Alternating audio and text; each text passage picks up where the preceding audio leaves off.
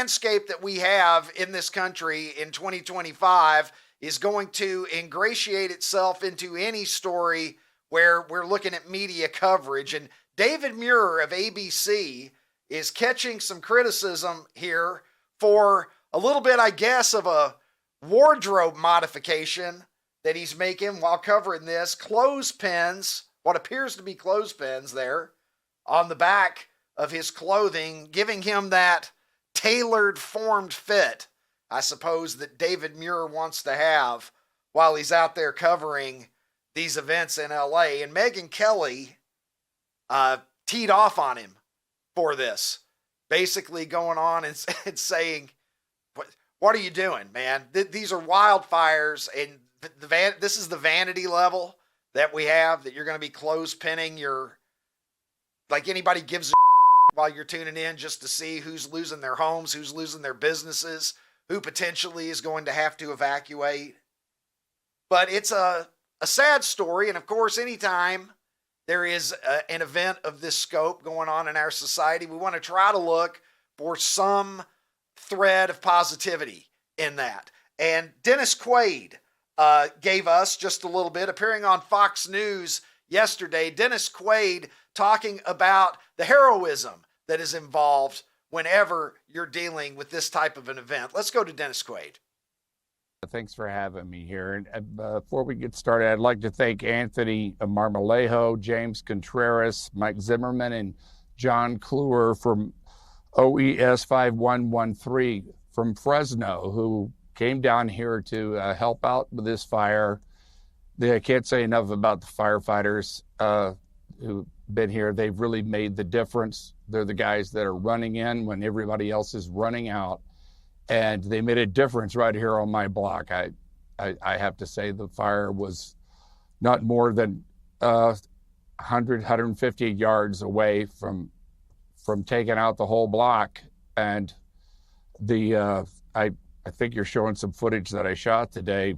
The guys came down to the C-130s and the helicopters who knocked those little spring ups of fire down, and so far have saved the block. Hope the wind doesn't change. So there, Dennis Quaid talking to Jesse Waters last night, saying that the firefighters are the guys who are running in when everybody else is running out. And certainly gratitude on behalf of not just the people of Los Angeles and that area, but I think on behalf of all Americans, the people who step up and go into these situations to try to minimize the devastation. And that's really what we're talking about at this point. The devastation is already massive. You're just trying to contain and trying to prevent as much further spread of these fires as is possible.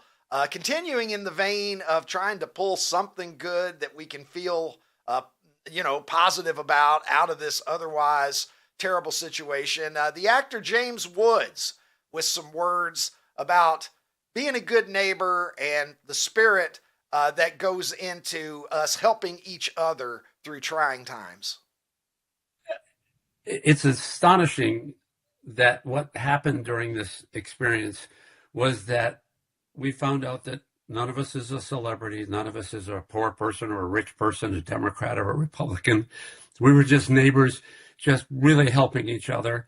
That one video was my neighbor who, after we had evacuated, before he evacuated, ran down to my house to try to stop that fire coming over my deck because he saw it from his deck. I mean, amazing. Devastating as it was an extraordinary experience of realizing how essential good neighbors, good friends, good relatives.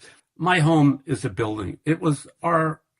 We worked 3 years putting the home together. We loved our little house, but it means nothing compared to the 5 people who lost their lives.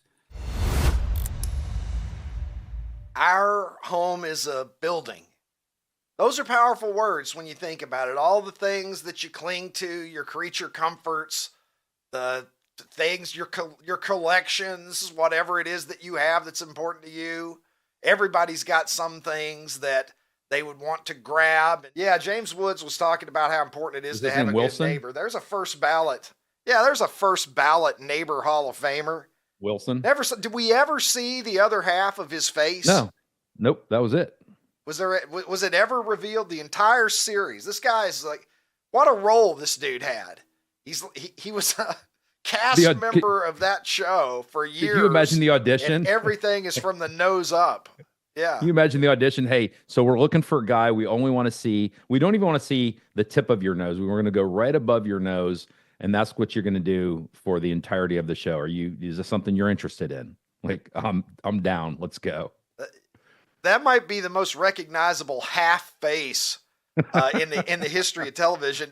Speaking of neighbors, Ron, we're neighbors with Mexico, and Donald Trump, as we were discussing yesterday on this program, he says the Gulf of America has a nice ring to it, and although he can't move unilaterally to make the entire world call it the Gulf of America, he certainly can call it that if he wants to, and encourage others in our country to call it that. Well, I don't know if you saw this or not, but the president of Mexico, Claudia Sheinbaum, and I will say Claudia Sheinbaum does not sound like the president of Mexico, by the way. Not at all. But Claudia, no, it really doesn't. But Claudia Sheinbaum says, maybe we should rename the United States Mexican America, because that goes back to about 1607. So there's her counter proposal. I thought that Joe Biden was already trying to encourage that by removing our borders. But I don't know. Counterpoint from the Mexican president saying Mexican America sounds pretty good. How would you feel about being a Mexican American, Ron? It's just a case. It's just silly. It's silly for her. Like, I think she feels like she has to show some bit of strength by not letting, Trump say whatever he wants, but that's just, it's silly. Like, I don't know what our relationship is really, the level, because I don't know how you feel about your neighbors. Do you want to have the really close relationship with your neighbor where every time you see them outside, you talk to them? Remember this from Coming to America, Ron? Good morning, my neighbors. Hey, fuck you. Yes, fuck you too. I'm telling you, dude, sometimes, and this is a big difference. Growing up in Horse Cave, Kentucky, you knew all your neighbors. I grew up in a subdivision, and I can go back and, man, I can rattle through all the people that lived in the different houses. If there were like 24 houses in our subdivision and it was something like that, I probably knew the families from 80% of them easily, and I can go back and name Leon Jenkins lived 2 doors down. Warren Sturgeon lived behind me. The Pages lived across the street, right? We knew everybody. Here in Chicago, sometimes in tight quarters, you don't really know your neighbors. And I'm not sure which is better, Ron. Sometimes it's nice to be able to go outside, go to your car, and go somewhere and not get caught up in a 5-minute bullshit conversation. Where do you stand on it? So Lori and I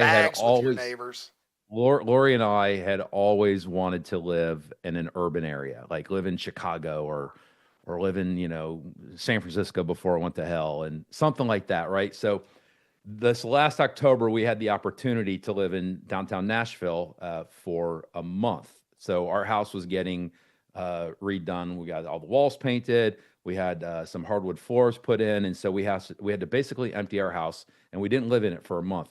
And so our friends, Pat and Rhonda, graciously allowed us to stay in their condo, which they weren't using at the time in downtown Atlanta.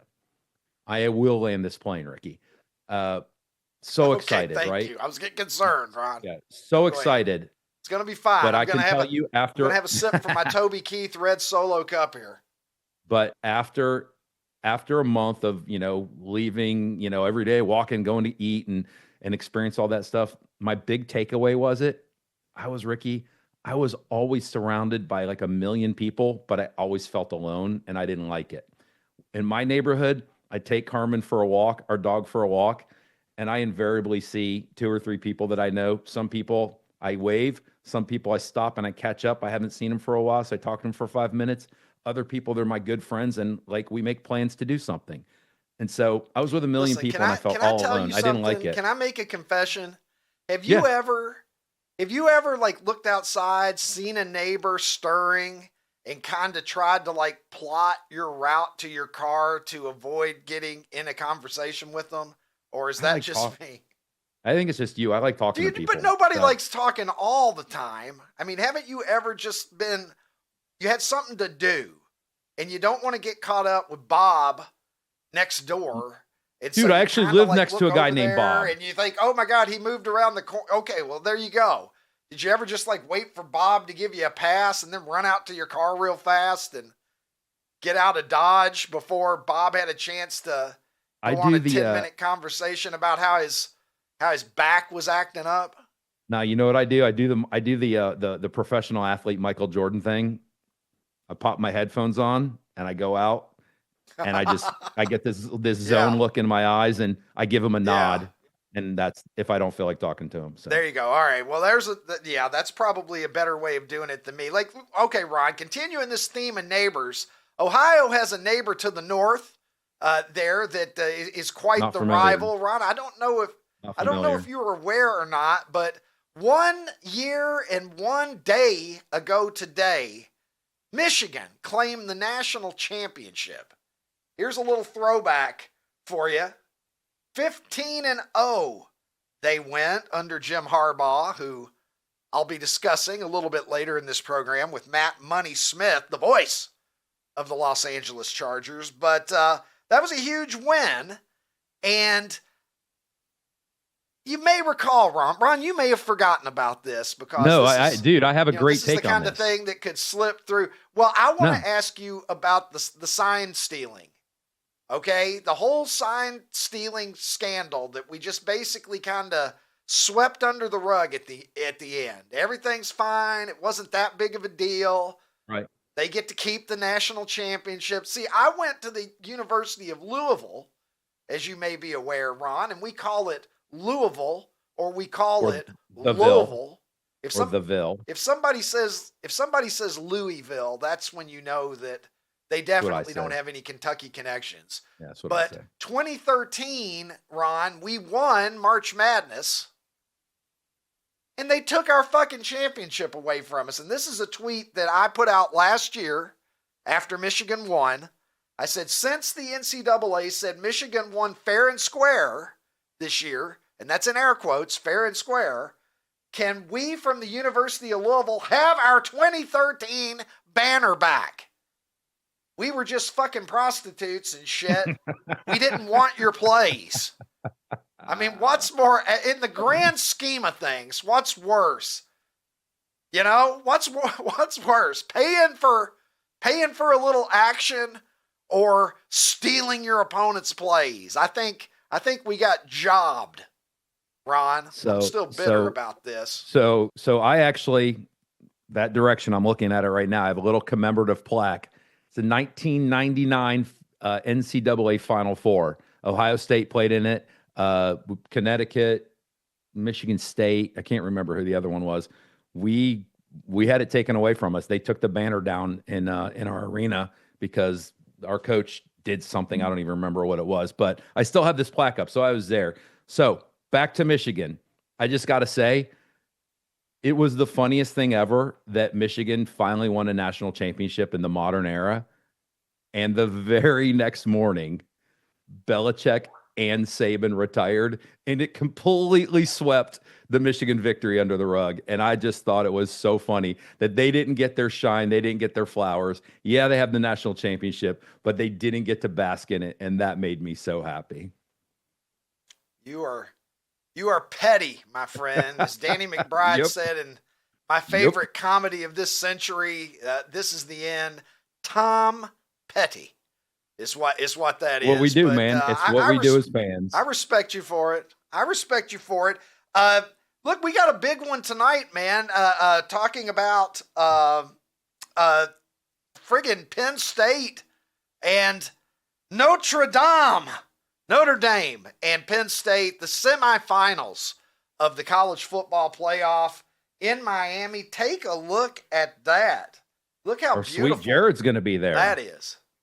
Yes, he is. P.A. Jared is going to be in the house in Miami, the Orange Bowl. Isn't it wild now that like you can just start accumulating multiple bowl victories in the same year? I was talking about that. If Ohio State wins, we get a Rose Bowl and a Cotton Bowl trophy. How bizarre is that? And same with, Texas. Can you They could have a imagine Fiesta telling Bowl and a us Cotton. when we were kids, Yeah. you could win the Rose Bowl and the Cotton Bowl in the same year? Because when we were little, or even when we weren't that little, when we were just There were younger like 6 men, bowl games, right? there were 4 that really mattered. Correct. Right?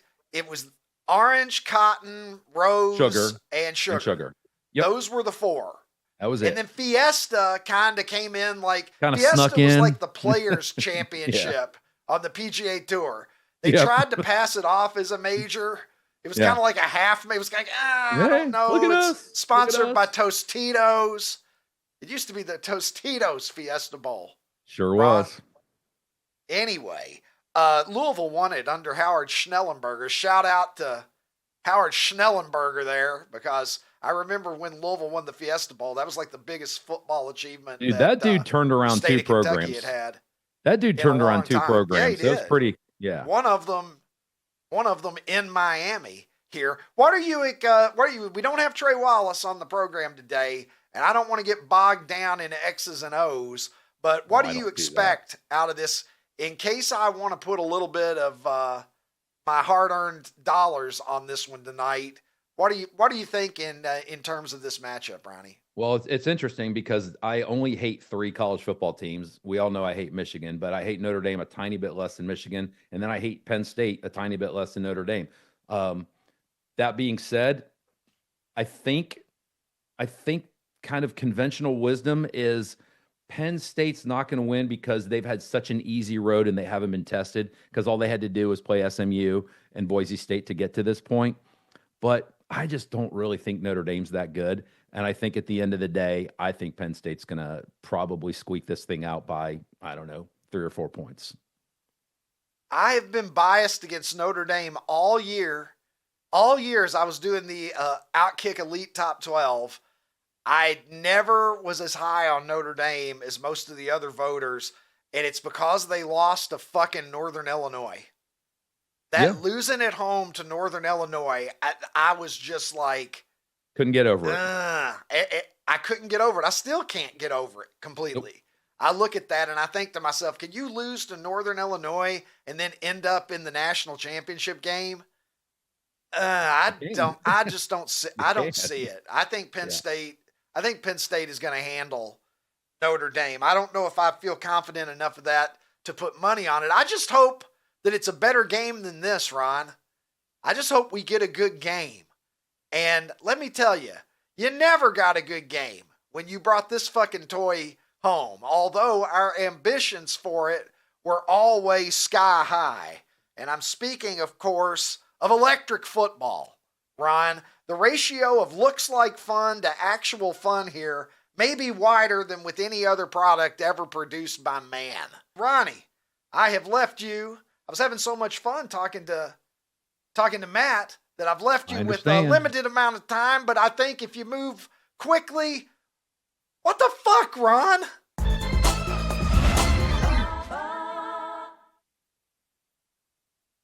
We're just going to end today on a positive note.